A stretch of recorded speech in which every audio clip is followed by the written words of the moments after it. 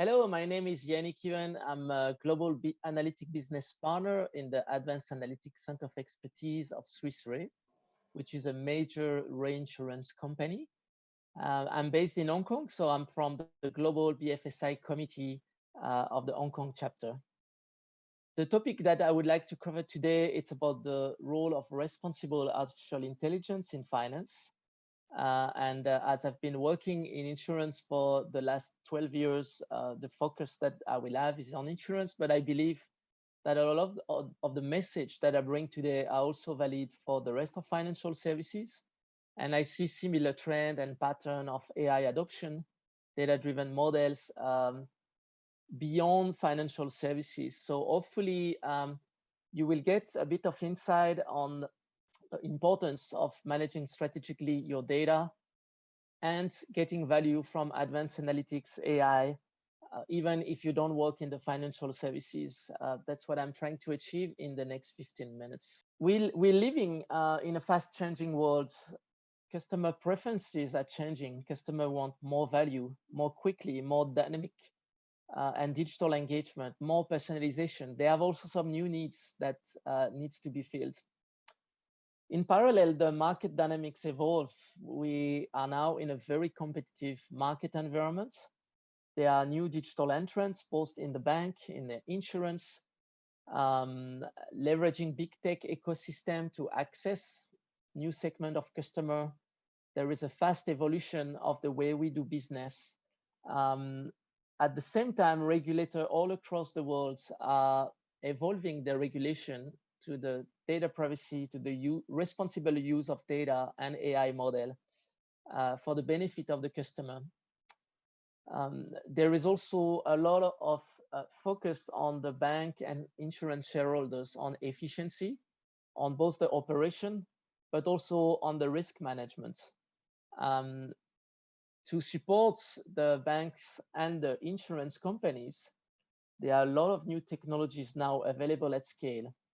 A lot more intelligent and cheap sensors all around us, starting from our smartphone, collecting real-time data, ability to connect to digital ecosystem more easily than before with API technology, and cloud computational power that enable the banks and the insurer to have the power to transform all the data they have access to into meaningful insight for their customer and for their organization.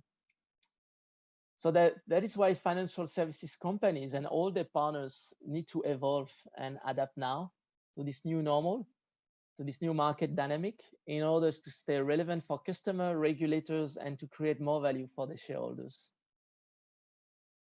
When looking particularly to insurance, it's sectors that in the last 20, 30 years were managed very siloed. Every part of the value chain was managed differently, having its own operating model, its own data set, from the way you create product to the way you assess risk, price the risk, the way you serve your clients.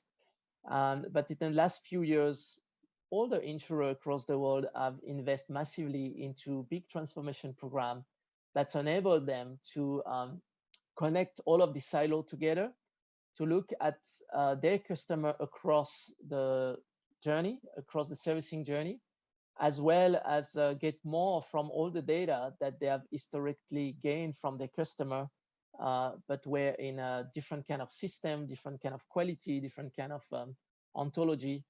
And we see now a lot of insurers and banks investing into end-to-end system that's enabled them to not only have a single view of the customers throughout the journey, but also interconnect with their partners, leveraging latest technologies to basically make it easier to embed their services within big ecosystem.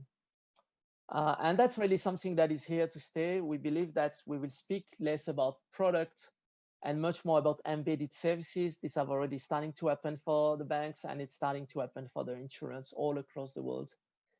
Now, to help the insurance and banks to adopt this new kind of operating model, there are some key tech clusters and tech trends that are impacting our world.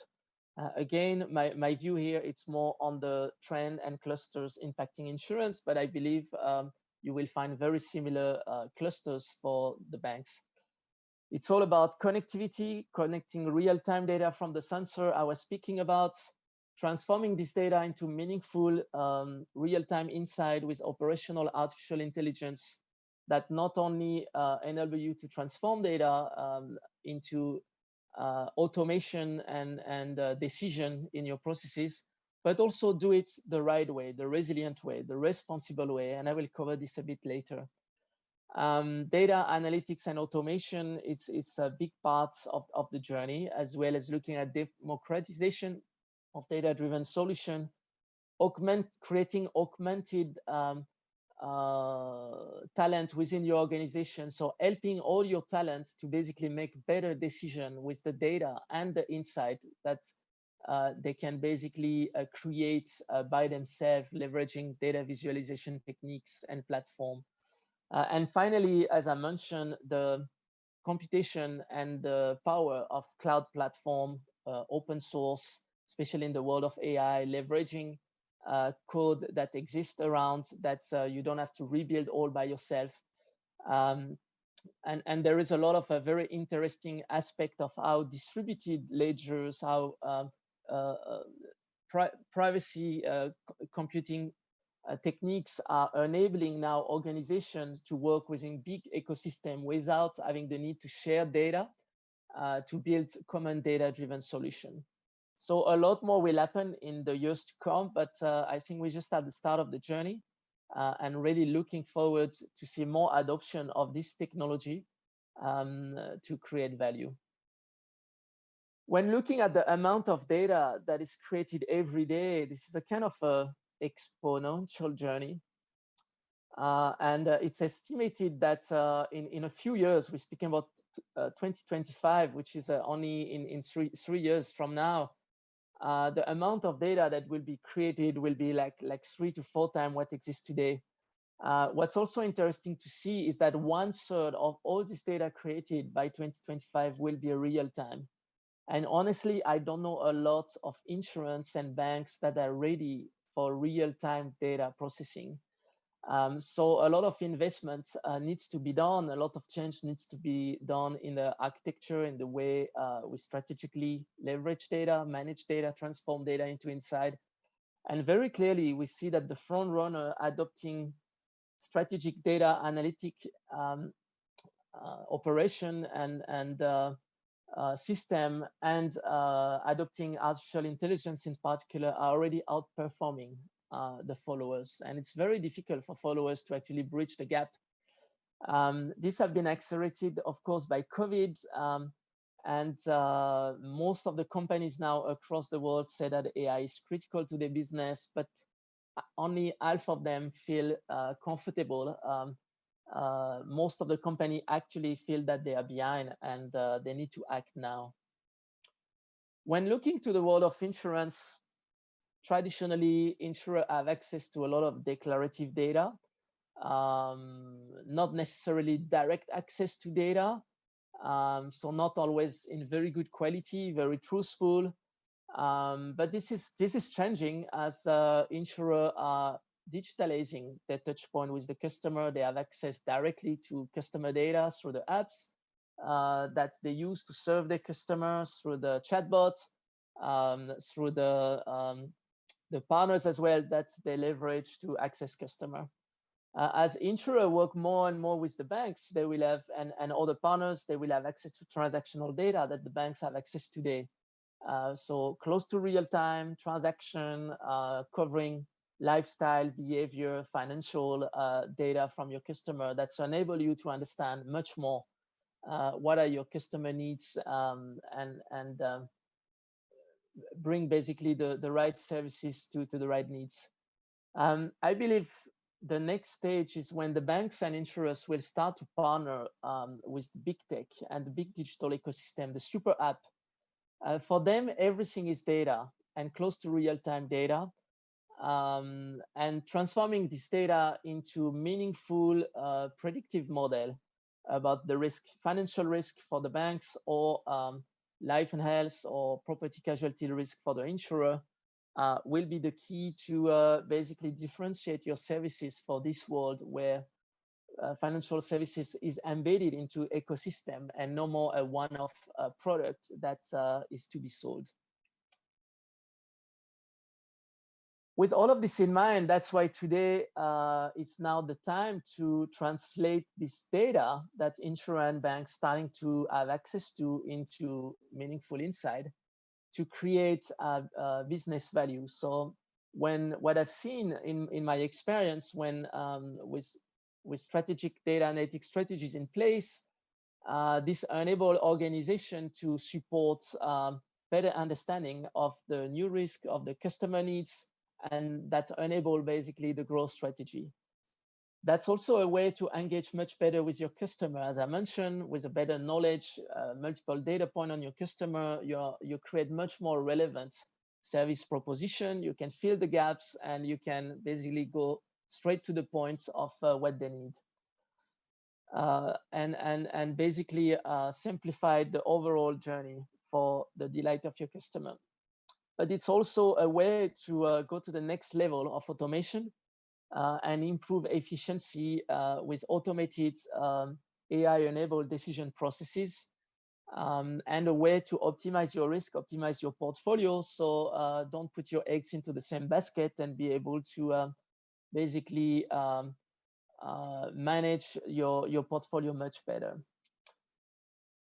That's for this reason that we see across the whole value chain emerging a lot of data-driven and AI-enabled solution, from the way you leverage data and AI to better understand the needs, create new products, to risk assess, price this product, to create better data-driven proposition to your distribution channel that are more relevant, to serve better your customer at the time of claim in insurance, or when they need to have access to banking services for the banks, and also understand much better what is the risk that you have in your contract.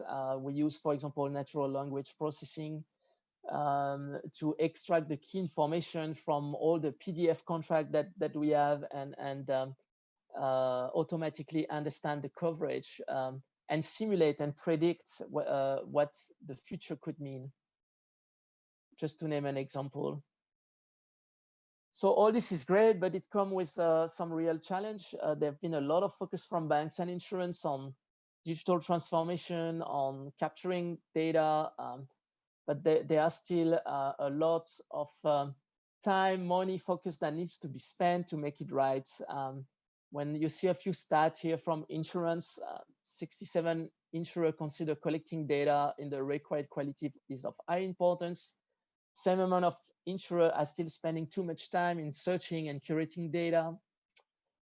Most of insurers lack a common taxonomy, so master data, definition of this data that is not harmonized across the different type of data they have access to. And for this reason, most of the insurers are planning to increase their spending on data-related technology, including AI, data analytic, data acquisition and processing in the coming years. So we're just at the start of the industry focus. I think the banks are a bit ahead, but there is also a lot of focus in this area to make it right.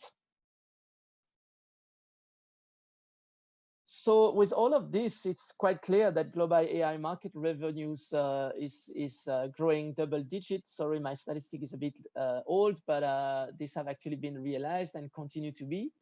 What's interesting to see is that most of the companies using AI cannot explain how their specific AI model decision or prediction are made. 73% of them struggle to get executive support to prioritize AI ethics, responsible AI practice. And only 20% monitor their model in production for fairness and ethics. So it's very clear that there is a gap. The speed on which AI is implemented is not reflected by the speed on which responsible AI framework and practice on the ground is actually updated.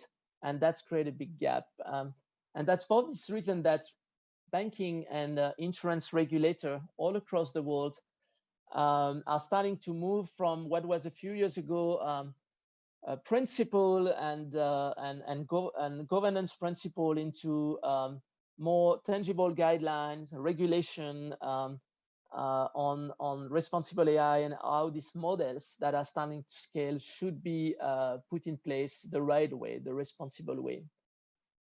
With my team and a consortium of 27 players, banks and insurance, we worked in the last 3 years with the regulator in Singapore to help them document the responsible AI principle that they call FEATS, for fairness, ethics, accountability, and transparency. And that's a free white paper that I really encourage you to read if you are interested to see how the responsible use of data and model could be implemented within your organization. This is a set of checklist of questions that basically banks and insurance can go through that basically will help you throughout the life cycle of AI model implementation to look at the key question around data ethics, data privacy, fairness, how fair are the model that you've built before deployment, during deployment. So that's really interesting methodologies that we've built here that is free access. And I really encourage you to look at that in detail. We've actually implemented these methodologies to do a fairness and transparency assessment for one of our AI model use case that we call predictive underwriting model that is currently in production in Southeast Asia. And we've documented how we've the full fairness assessment on this white paper that you can check online. And I would like to close with a few sharing from how we do it at Swiss Re at my group. So we have a data analytics strategy that we've built in the last few years. Our goal is to capture all our business as data. And we have basically 6 pillars to support the execution of our data analytics strategy across the group, looking at the data analytic needs from each of our business units. The second one is looking at the data foundation, so building data catalog, making sure we understand all the data we have access to, building this ontology I was speaking about, so common definition across our business, identifying data gap and filling this gap with third-party or open data. Then the third pillar is data governance, looking at data quality, improving our data landscape, the responsible AI framework as well, as I spoke about. We have also a pillar looking at upskilling our talents with a data culture, as I strongly believe that every talent in the organization should understand how to manage data, should understand the benefit and the challenge of leveraging AI model, and should be able by themselves to use data visualization tools. So we upskilling our talent all across the world with data literacy and data visualization trainings that is happening as we speak. The data analytics, that's the pillar I worked on, working with advanced analytic techniques to transform data into insight with AI model, and then the data tech platform that is looking to leverage as much as we can the few platforms we selected as a group platform to leverage our data and build our model. So that's the main platform that we have called Stargates, where we combine both our internal and external data. It's compliance by nature to GDPR in particular, and we have more than 4,000 users across our organization, which is about 1/3 of our organization already using the tool. My team, a team of data scientists across Asia, providing advanced analytic skills, end-to-end projects, working with predictive analytics, machine learning, geospatial analytics, natural language understanding, responsible AI, just to name a few. We're sharing quite a lot of what we do and our leadership thoughts online. Well, I hope you enjoyed this presentation, and I'm always available to the DLC members to go more in depth into the data analytics strategies execution and getting the most value from the data that you have access to with advanced analytics and artificial intelligence. So feel free to connect with me. I'm usually available on LinkedIn, on the DLC network tool. Ask me any question that you have. I'm always keen to help the DLC members. Thank you for your time, and thank you to DLC to invite me for the DLC talks today. And a big thanks to Mr. Jimmy Mystery and all the DLC team. And hope to see you soon, wherever it will be on this planet.